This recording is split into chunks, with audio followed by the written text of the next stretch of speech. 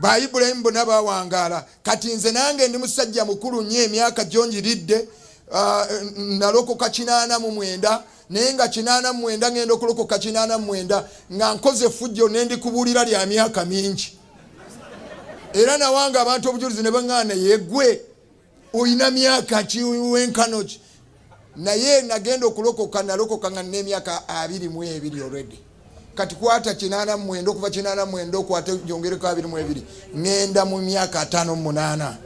Naye ndaba ninga kavubuka nga nazzeewuwo nga njagala kuwasa muwala awo nenkuga nti namaliriza university era omuwala omumpanga oli musanyufu.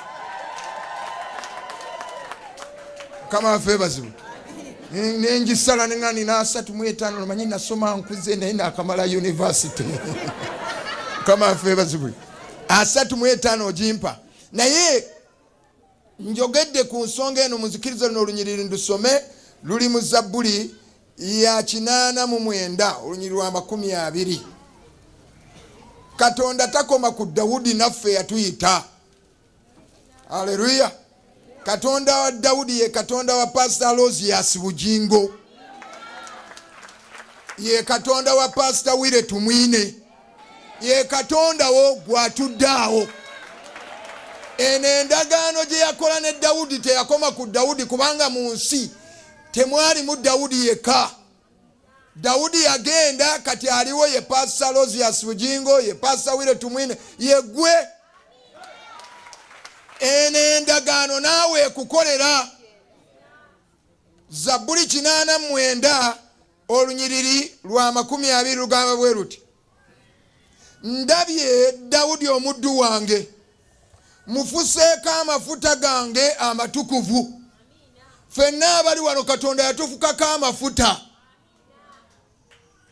Haleluya. Katonda yatufukako amafuta g'amatukuvu era agatokwatanga gwe nakola ki? Gwe nafukako amafuta. Naye agandabye Dawudi omuddu wange, mufuseeko amafuta gange amatukuvu.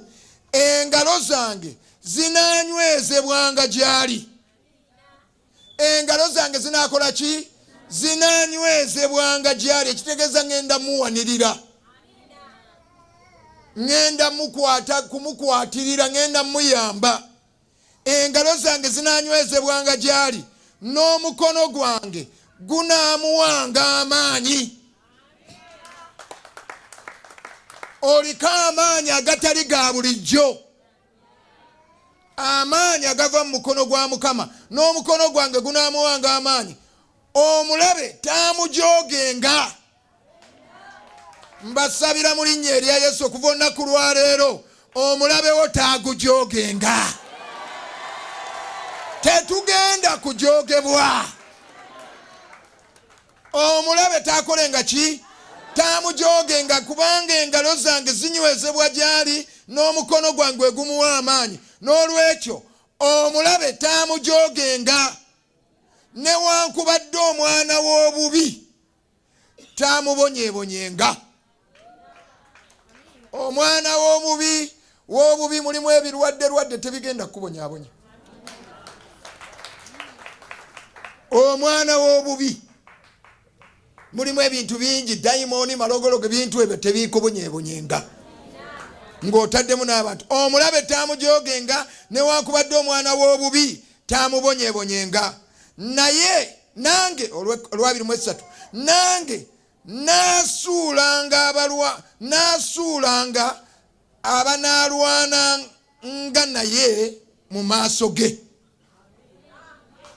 Katonda asuubiza olw'okuba akufuseeko amafuta agenda kusuula bonna abalwana naawe mu maaso go.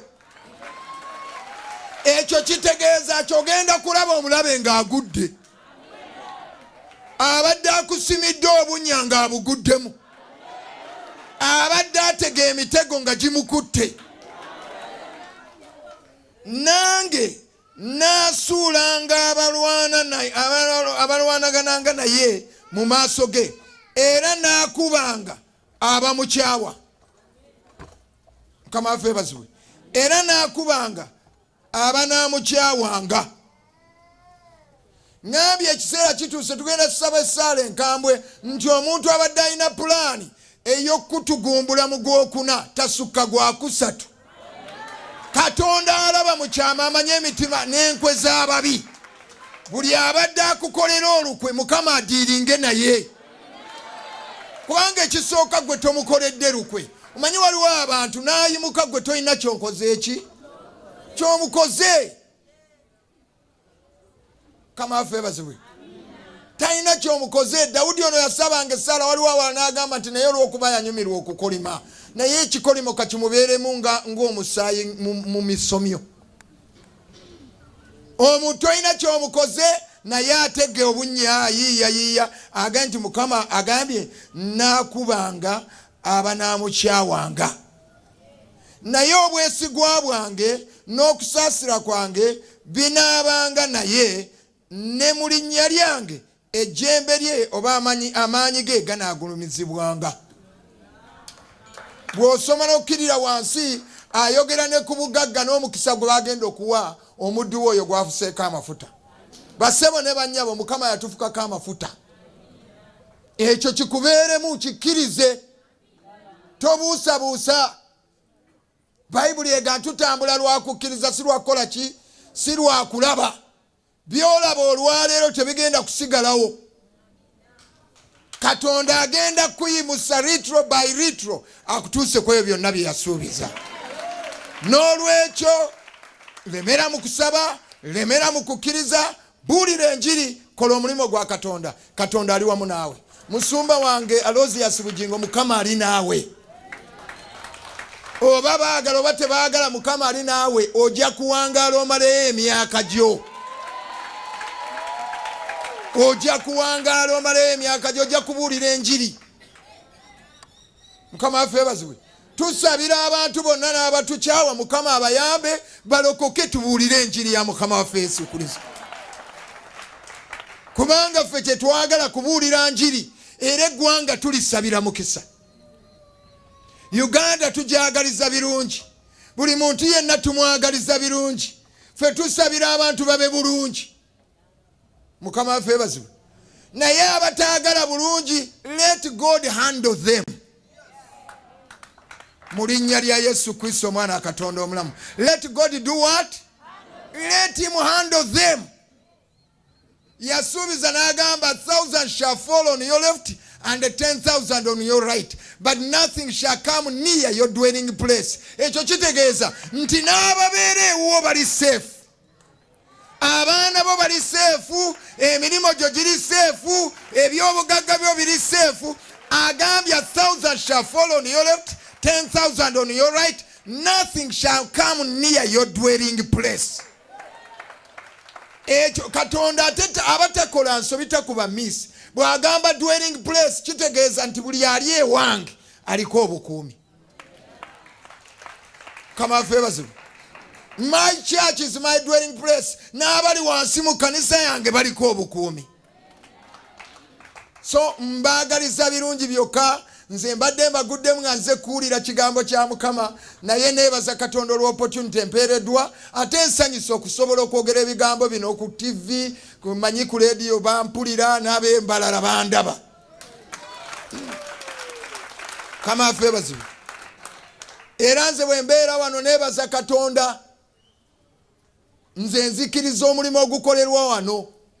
Openale mulimu gwa Mukama. Era musumba Alozias, entegeka zaffe enjiri zaffe ez'ebweru tusirisaamu. Pulaani zaffe zigende nga bwe zaalinga.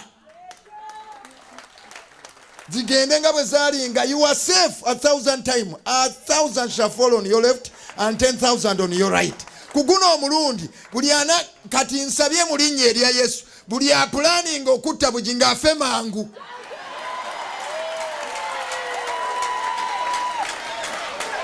Buli agezaako okumusimira obunnya akole ki?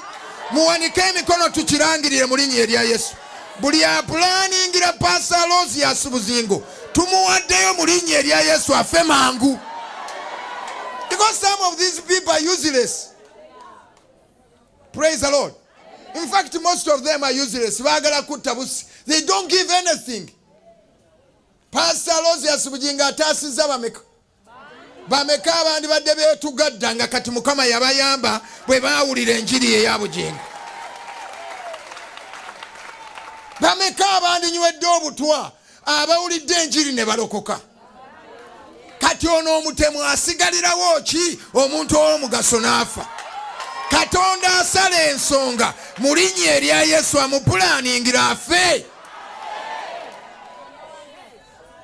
Nkyogedde ku TV era abadde alina ekirooto ky'okumutta tukuwaddeyo. Ate nze bwe nsaba Katonda akola. Praise the Lord. Nze nina okukkiriza mu Katonda. God is not another professor. Bamwawulenga ku birala. Katonda bakole ki? Bamwawule ku birala. God is not another professor. God is not another scientist. God is not another rich man. God is not another general in the army. God is not another king. God is not another president or politician. God is God. Katonda ye Katonda. Tebamugerageranya ku bintu. Toyimirira n'oganze ndagidde gwani alagira. Kama feebazibwe nnyo. Omusajja bamuyita Nebukaduneza yakola ekibumbe n'agamba abantu bonna bakisinze. Yali mutemu. Abantu baali bamumanyi. Nga bw'ayogera ekigambo eki musi ayina ejjambiya. Ayina ekitala. Katonda Katonda is not another president. Kama febazi. Bwagamba yes tewatekedwa kuba wagamba no. Bible egamba wakana ne Mukama banamenyeka. Bwogezaako kuwakana ne Mukama omenyeka. Mpa amagezi buli muntu yenna towakana na Katonda. Bw'olabanga omuntu noga nti omuntu ono ateekeddwa kuba aliko omukono gwa Mukama. Bw'oba tolina kyakwogera sirika. Ne bw'oba tomumatira gwe kola ki? Sirika. Teweeteekako bizibu bya bwereere. Abawakana ne Mukama bamenyeka. Ojja kumenyekera bwereere bakuziike ng'okyali muto. Katonda bw'aggulawo teryaggalawo. Bw'aggulawo n'oluggala addamu n'alugula bw'oluggala ogwokubiri alukuulamu. Akuuliramu ddala luggi n'alusuula eri. Baggalira Samusoni mu kibuga. Samusoni Katonda n'amukkako n'amwambaza amaanyi. N'akuula geeti y'ekibuga n'agitwala ku lusozi. Obusajja bwali bugiggadde bwasigala butidde ne bugamba bwonna bwafuuka ng'obufudde. Oyogera ng'omusajja akudde geeti ey'ekibuga n'agiteeka ku mutwe. Wazze n'akajambi yatoka kweka. Kati bwaggulawo teri asobola kukola ki? Bwaggulawo n'oluggalawo n'addamu n'alugula alukuulamu. Katonda bw'aba ayina gw'ayimusa togezangako kumulinnyako. Bw'omulinnyako ajja sindika okuguluko kubanga amanyi okugaba chance. Bw'oddamu n'omulinnya n'akusindika bw'olinnya ogwokusatu akagulu ajja kukamenya. Ajja kumenya akagulu gw'ayimusa ayimuke. Katonda era abantu mbegayiridde nammwe abatulaba ku gundi. Katonda tebawakana na Katonda. Buli awakana ne Mukama agenda kumenyeka. Bagenda kumenyeka. Guno omulimu gwa Katonda. This is the work of God. Come on, favors when you. No one has monopoly on God. Muchitegera buluganda. No one has chi monopoly on God. God is God. Katonda ye Katonda. Bw'abaana ayita omuntu tamala kutuuza kakiiko ka ku kyalo. Ono muyite oba ng'ani. Bonna ne balyoka bakuba akalulu ne bagamba nti musajja otasaanidde. Atayita kakiiko ka ku kyalo. Bwe yali ayita Dawudi yabuuza abafamire. Famire bakola effujjo lyabwe ne bamuleka mu ndiga ne bagenda. Katonda n'agamba mujja kukomawo. kati Katonda bw'aggulawo teryaggalawo, bw'oggalawo alukuula. Bw'aba ayimusa omuntu tomulinnya, bw'omulinnya ajja kumenya okugulu. Omuntu ayimuke nga ggwe oli mulema. Omusajja ali alemesa enjiri mu Bikola Abatume ndowooza essula ya 14, Pawulo n'amugamba naye ggwe mwana wa Sitaani olituusaawa okuyimirira mu kkubo ery'amazima. N'amugamba kati okuva olunaku lw'ojja kuba muzibe w'amaaso. Abantu baagala kumala kuziba maaso. Omulimo gwa Katonda tebagulemesa. Era ndowooza n'ensonga endese wano kugamba musumba alooza ya Bujjingo enjiri eddemu. Ate kati gy'onoole genda nja kugenda naye. Oba ogenze Mbale nja kujja nkwegatuke tugende Mbale tukubenge. Oba ogenze Gulu. Yes. Kati ngenda kwewa time ntera okuba business this time nja bagoberera gye munaaba. Tugende tubuulire enjiri. Abantu bangi baayebaka enjiri tekyabuulirwa. Ate neebuulirwa naye tugiggale. Omanyi abantu abalokoka Mbarara nakati bali mu kanisa. Waliwo omusajja saagala mwogera linnya kubanga muntu mukulu mu kibuga kyaffe ky'e Mbarara.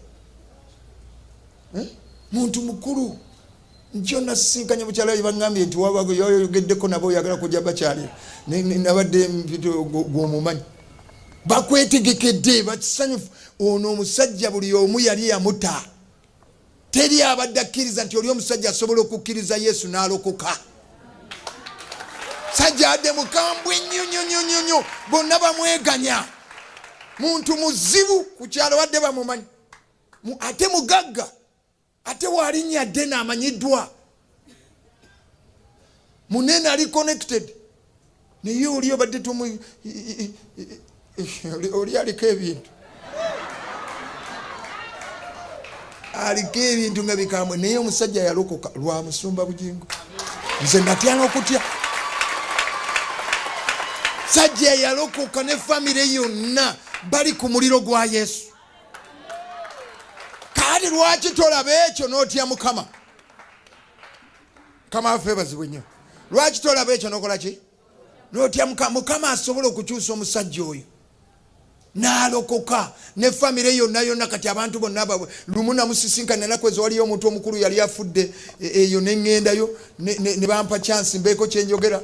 Muzadde w'omu kuba honorable abanene mu ggwanga neŋŋenda mu kuziika eyo ne bampa nembuulira enje. Bwe namala okubuulira enje nabuuliranga akuba mu ngalo. Omusajja gwe baali bamanyi nti tasemberekeka nabuuliranga akola ki? Akuba mu ngalo nga musanyufu Kamala omanyi. Omanyi ekimufuula ekyo? Musumba Alooza ya Bujjingo ne Solot Media. Asula ku TV mpaka ku makya. Ebyawandiika awandiise kitabo. Anaatera kufuuka pasita. Oli omukulu ayinza okumaliriza ng'akoze ekkanisa. Nze yalokoka musumba Bujjingo yambuulira nga nti mukwano gwange nnyo yalokoka ne mugana yoyo ntyanzo musumba asigaleyo kubanga munene nnyo. Omuntu gw'owulira naawe ga nti bannange Mukama yeebazibwa alokose nenze ntyo musumba. Mukama waffe yeebazibwa. Naye omuntu n'otalaba ebyo. Omusumba Bujjingo lwe yasula ewaffe lwe mwakola overnight ewaffe ku church. Waliwo omugagga omu mu kibuga era nesaagala kwogera linnya. Nnaku ezo nga night prayer yewedde namusanga mu kkubo n'angamba weebale kutuleetera omusumba waffe. Ndi musumba Bujjingo. Ne ngamba kati ne mubuuza lwaki tewazze naga tokimanyi nti nasulaawo. Nti wasulaawo nti tinajja. Be bali be walaba bagamba nti eri ku luguudo yasulaawo n'emmotoka ye. Kati waliyo abantu ng'abo bonna kati n'olyoka okkiriza omuntu ali awo talina nakyayongera ku ggwanga agende nga ajjewo omuntu omugaso nga nyankoraga nga Mukama waffe bazibu nga tekisoboka. Kyovola tugambye nti addayo okuyiiya obubi kati omanyi the target njiri ereme genda mu maaso. In fact, the olutalo si Bujjingo, njiri. Mukama febazi. Enjiri tebuulirwa. Kubanga enjiri buli weebuulirwa, abantu bangi bava mu kizikiza. Ne balaba omusana. So n'olwekyo musumba aloozi yasinze wano ndowooza Mukama kati ntegedde na lwaki mpadde okwogera nze nkusumulula era nkusumula mu linnya erya Yesu. Tuddeyo mu njiri. Enjiri eyo ebadde etambula mu ggwanga. Ezo night prayer ezeetooloola buli kiseera. Nkusabidde mu linnya lya Yesu Kristo Mwana wa Katonda. Era musumba nzikiriza nkuteekako n'emikono. Katonda ataggwa mu linnya erya Yesu n'omuddu wo wamufukako amafuta. Njogedde ebigambo bino nangirira bituukirire. Amusimira obunyaabugwemu. Gwe Katonda atakwekebwa byama, abadde ayiiya, abadde apulaninga, abadde ateesa okuggyawo obulamu bw'omubuulizi w'enjiri ono. Obubwe buveewo. Buveewo nga tannatuuka ku lunaku olwo. Buveewo nga tasemberedde na lunaku lwe yalowooza okuggyawo obulamu bwa Bujjingo. Mu linnya erya Yesu buli ayiiya, leka obubi bwe budde ku mutwe gwe mu linnya lya Yesu Kristo Mwana wa Katonda. Era nsabira omuddu wo muuvu gy'abadde akola nga yeetooloola eggwanga, ng'abuulira enjiri, ng'akola zi night prayer zireeta enkumi n'enkumi z'abantu. Ne baweebwa omukisa bangi, ne balokoka abangi, ne bawonyezebwa. Nsaba muuvu eyeddewo. Era gabirira bwe ziba ssente zireete. Buli kyetaagisa kireete. Ssente zibeewo, enjiri ebuulirwe, muwa obuvumu era nkwebaza olw'obuvumu bwe wamuwa. Obutatya bw'alina bw'omuwadde bumwongerere ddala. Bayibuli ega nti ababi be badduka nga tewali n'agoba, naye abatuukirivu babeera bavumu ng'empologoma. Omwoyo gw'empologoma gumwambale gumubeeremu, ayimirire abuulire enjiri without fear or favor. In the name of Jesus. Mukama nkwebaza. Wandeese wano nga sitegedde naye kino kye wandeetedde era nkirangiridde ne ku ttiimu ye yonna, abantu abatambula naye bonna bambaza amaanyi. Obutiitiizi tebubanga mu muntu yenna. Bonna bambala omwoyo gw'obuvumu n'obutatya, nga bamanyi nti akkiriza Mukama, eyeesiga Mukama asigala nga lusozi Sayuuni. Nkwebaza ogamba nti ojja kukuba bonna abamukyawa, nti naye omukono gwo gunaasiganga gunywezebwa gy'ali. Muwe omukisa Canan Land, muwe omukisa abaweereza ba wano bonna, muwe omukisa abantu ba Katonda bonna. Ebyamagero bikolebwe, obubonero bubeerengawo, n'abawakana batuuke ekiseera ekigamba nti naye a notable miracle has been done. Nga bwe tukiraba mu bikolwa Tumesula eyokuna, abalabe ba Peetero ne Yokaana bwe baalaba omulema, abadde omulema ng'ayimiridde, ne bagamba what can we do? A notable miracle has been done and it cannot be denied. It is undeniable. I pray for undeniable miracles here. Undeniable miracles, notable miracles, undeniable miracles, undeniable results. Undeniable results. Abantu balokoke, ensi n'ensi y'abantu erokoke, ababadde abakankanyavu bajje mu kanisa, ebyamegero, abalwadde, abalina ebizibu bibaveeko. Notable miracles. I pray for notable miracles mu kifo kino ne mu buweereza buno bwonna. Buli gye balaga, let there be notable miracles so that abalabe baabwe babeere silenced. In Jesus' name I pray and I believe. Amen. Mukama abawo omukisa. Sumba Lozi asiwebale kumpa omukisa guno. I believe this is what I came to do. Kama ali wamuna. Tujja tambula. Okay.